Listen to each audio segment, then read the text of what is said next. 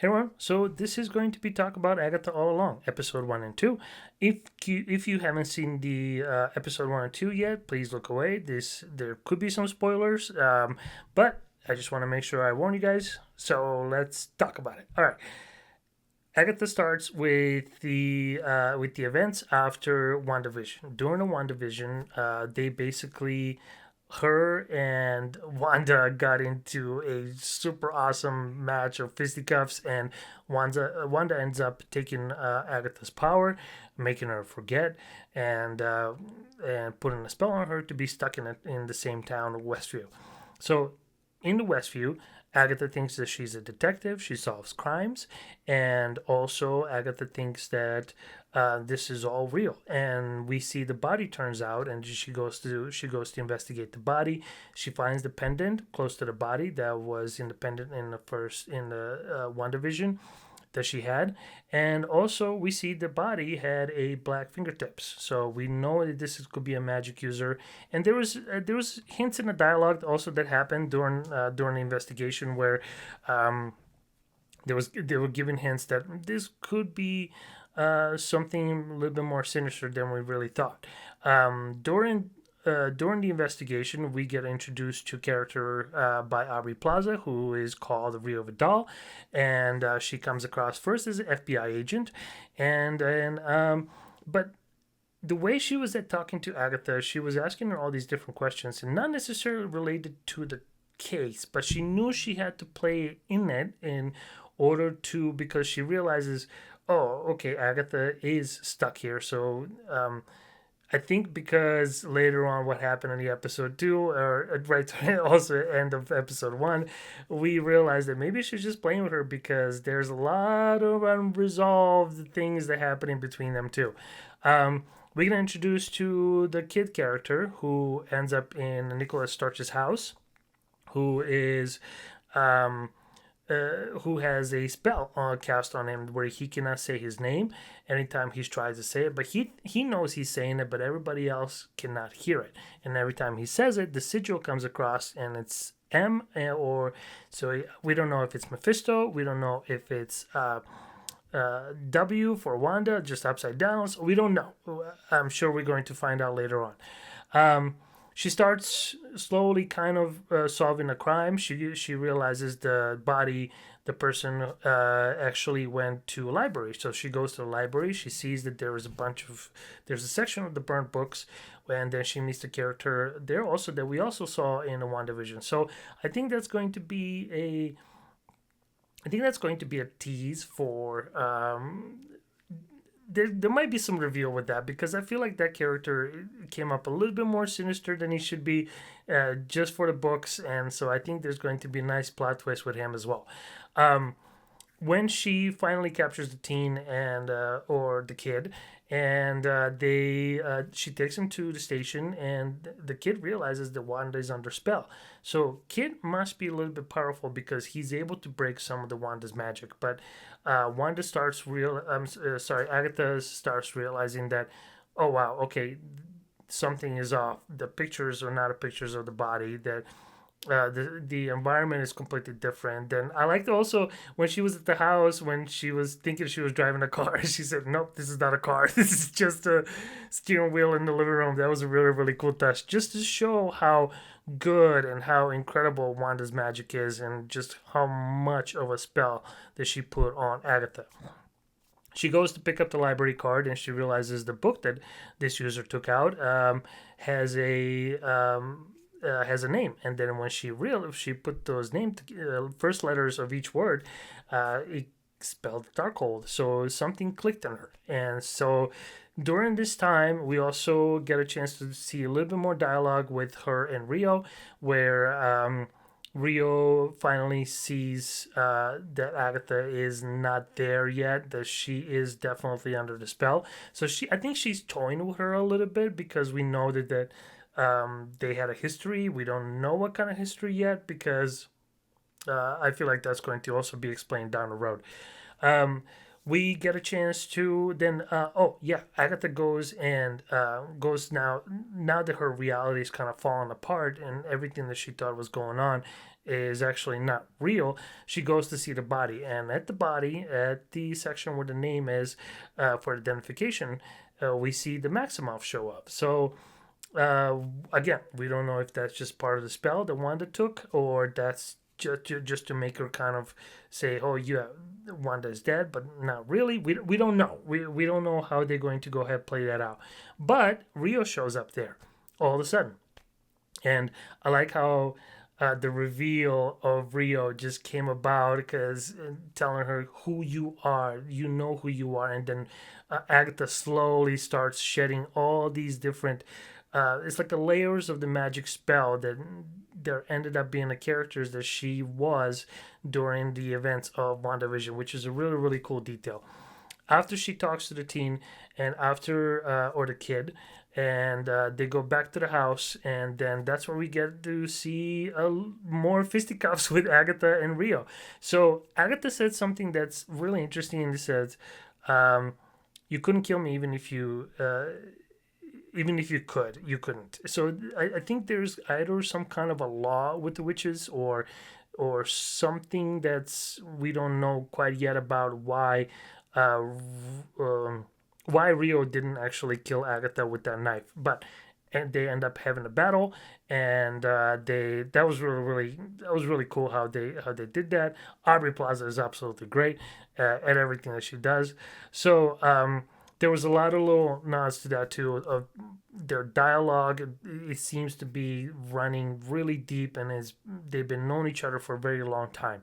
So uh, I like how this show leaves a lot of things for interpretation. There's a lot of um, uh, open room to kind of speculate, to put details in there that not necessarily we see quite yet. So this is going to be really, really cool when they finally tie the story together, when they put it all together, and when we realize, oh man, this was right in front of our eyes. This was right in front of our eyes. Um, the what I liked about also this the once we go into episode two, but also in the episode one, she started to see a little bit of animals. It looks like the animals are prominent, and I think some of these animals have a um, different meanings, like bad luck, curses, etc., etc., etc. So she sees different animals, and so we don't know what she knows because she's not telling us. She's not telling us that um, what these animals mean, what these omens mean, and what they represent. But she does know. But we just kind of have to speculate. And then once this kind of comes about, and once they Agatha sees, okay, well, this is what we need to do. Her and Kid have a conversation and says, okay, we need to go, and we need to go to Witch's Road. And at the Witch's Road, if you come towards the end of the Witch's Road, if you win, you will get what you seek. You will find what you seek that's going to help you. Agatha needs power. The kid, we don't. He also says he needs power, but we don't know yet if that's actually really the truth. We're gonna find out. But Agatha needs power, and the way that Agatha gets her power, if somebody throws magic at her, if somebody throws anything at her, she's able to absorb that and use it. And so the more she gets attacked, the more powerful she gets, and the more power she gets, the stronger she gets. So we also know that Agatha and Rio do have a history, which is going to be interesting to see how that plays out.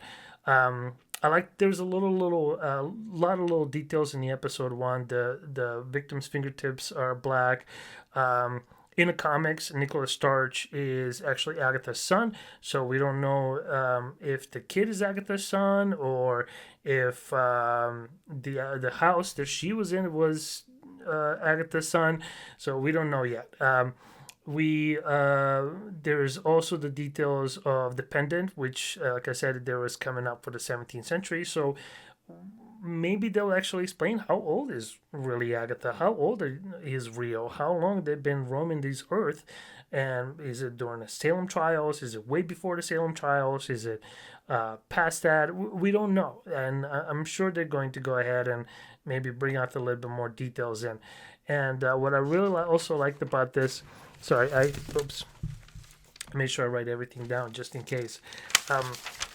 During the episode 2, her and Kid, go and start going on the road trip because they realize, okay, now we need to find other witches. We need a coven in order to access the witches' road, and to get the coven, we need to find witches. And there's like a rule of certain amount of miles where you can find a witch close to you. And so I don't know how they're going to explain that. I don't know how they're going to really um, break that down. But first attempt to find a witch, they go into Psychic, who is played by Patti LuPone.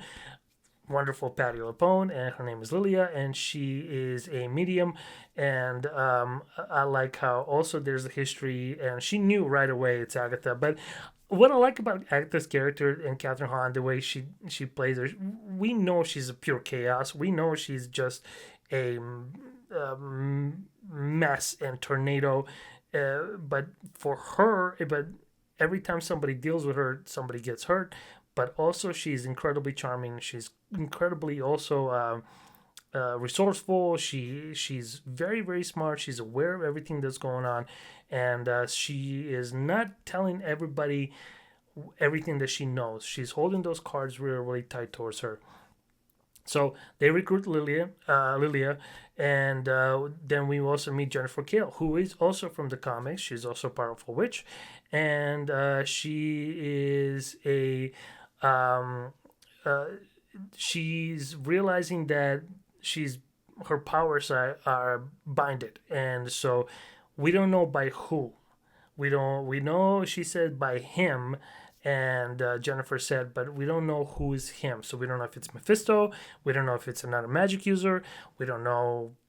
We don't know. So hopefully that's also going to be explained, and that's kind of what motivating Jennifer to get unbound so she can actually access her powers. Lily also needs to reach her full potential because she's just barely tapping into her powers as well. So we also get a chance to meet Alice Wu, who is a protection witch, who her mom was also a protection witch, super powerful. And then we also get to meet wonderful Mrs. Sharon Davis, who is played by Deborah Jo Rupp, who is absolutely fantastic. And they all finally get together in a basement where they try to go open a witch's road. They sing a witch's ballad, which is absolutely great. But so I think what's going to happen, these trials are going to be based on, some of them are going to be based on those songs. Everybody goes down on the witch's road, and then before that happens, the Salem Seven, the very powerful witches, appear. And I don't know, I didn't quite understand, are they trying to prevent him to go down a witch's road, or they are trying to actually kill them, or they're trying to kidnap them? I didn't quite understand why they all of a sudden they appear. I assume it's because they're trying to open a witch's road, but it's not really explained quite yet. So when this happened, we see that they're all, which is going to continue down to episode 3 and 4, which I will post later on tomorrow night, before the new episode comes out on Wednesday. This is really, really good show. I really enjoyed this. I hope I didn't spoil it too much, and I'm sorry if I talk really fast, but I just kind of want to get through some of the basics and kind of talk about this, how they are setting this up. The amount of unknown is absolutely great. The amount of mystery is great. Catherine Hahn is absolutely spectacular. Aubrey Plaza plays such a good chaos and tornado of a character, and she's incredibly really good at that. So it's such a nice dynamic of these different characters, these different actors who are incredibly talented, and so I'm looking forward to see where this goes. I'm looking forward to see how they all tie this together. I'm looking forward to see all these different things that we've missed. I'm pretty sure we've missed. Well, at least I did. In the episode one, where there's details from the get go, from the body to the library, to the kid, to the house, to where Nicholas Starch lived. So we don't. There's all these different details, and the dialogue between Rio and Agatha is really fascinating because they obviously have such a rich history together that I feel like there's going to be a lot of feelings there, and as far as to work out, and it could be their arch nemesis who just hate working together, and they just hate each other, and I'm pretty sure that I'm hoping they do like another massive battle between them. If they do witches trials, which I assume from everything that I've seen so far, that will be great. That will be awesome. I'm looking forward to that, and I want to see how they actually set those witches trials up, because it's always open to interpretation, and I'm pretty sure Marvel knows what they're doing when it comes to something like this. So this is a great first two episodes. I'm pretty sure I have maybe I try not to say too much, just in case some of you guys haven't seen the whole thing, or haven't watched the first two episodes. So I want to make sure I leave a little bit of room to get a little bit of surprises. But I just wanted to talk about overview. I want to talk about where they're going with this. I want to talk about some characters, and later on I will probably do a little bit more spoilers, and as far as like Easter eggs and things like that. So I know I'm not super familiar with the comics from Agatha. I'm sure I'm missing some of the details, like the numbers on the library card, the kid, the Nicholas Starch, the Rio Vidal. So and even the character that Deborah plays, that it could be just somebody that's going to go ahead and surprise us completely. So they are on the Witch's Road right now, and the next episode, hopefully that's going to explain the first trial, and then we're going to go into episode 4 and continue on. So thank you for joining in. I'm looking forward to see where this goes, and let me also know the significance of the animals. Why are they showing up for Agatha? Why is she seeing them? Why is there a rabbit, wolf? Also, the Salem 7. That was really, really cool how they introduced him. I like how Neighbor just kind of said, "Oh, nope, I'm not dealing with this. Bye, see ya." And that was really fun. But so let me know. Let me know what you think. And also, why did Salem 7, if they're so powerful, why were they not able to access Witch's Road right behind them?